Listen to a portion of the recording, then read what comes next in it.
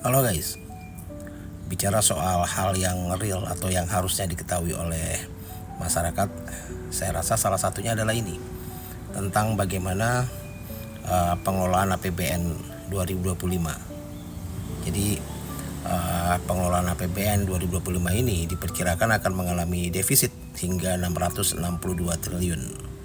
Meskipun sudah dilakukan efisiensi sebesar lebih dari 300 triliun. Jadi ini saya rasa menunjukkan kegagalan serius dalam tata kelola keuangan negara ini.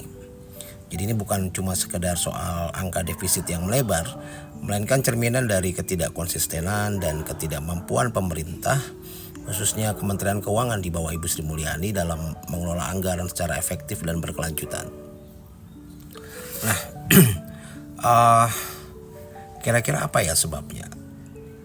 Kalau kita lihat fakta yang terjadi selama ini, yang pertama adalah soal efisiensi.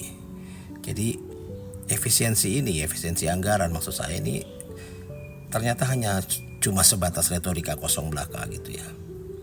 Pemotongan anggaran yang dilakukan kan sejatinya harusnya bisa atau mampu menahan pelebaran defisit. Tapi faktanya defisit malah membengkak. Ini kan menandakan bahwa efisiensi yang diumumkan lebih bersifat simbolis dan tidak menyentuh akar permasalahan. Jadi efisiensi yang dilakukan sepertinya hanya pada pemangkasan belanja yang tidak signifikan atau bahkan hanya pada pos-pos yang tidak berdampak besar terhadap pengeluaran utama. Lalu juga yang kedua soal belanja negara. Belanja negara kita ini sepertinya tidak terkendali gitu ya. Belanja negara yang terus membesar tanpa diimbangi peningkatan penerimaan negara ini kan menunjukkan bahwa pemerintah lebih memilih jalan pintas dengan mengandalkan hutang daripada memperbaiki struktur fiskal.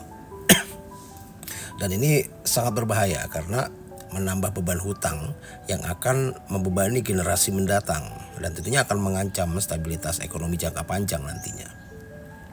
Nah, soal pendapatan juga terlihat sangat lemah ya dan nggak transparan gitu. Jadi penerimaan negara ini kan stagnan gitu ya, bahkan menurun gitu.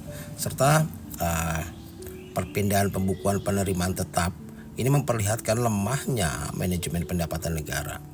Pemerintah sepertinya tidak serius dalam memperbaiki basis pajak dan sumber pendapatan lain yang berkelanjutan, sehingga membuat defisit menjadi masalah yang kronis ya. Nah, selain itu juga saya rasa ya seperti yang sudah sangat kurang soal akuntabilitas dan visi jangka panjang. Pemerintah tampaknya lebih fokus pada pengeluaran jangka pendek untuk program-program sosial tanpa diimbangi perencanaan fiskal yang matang dan berkelanjutan.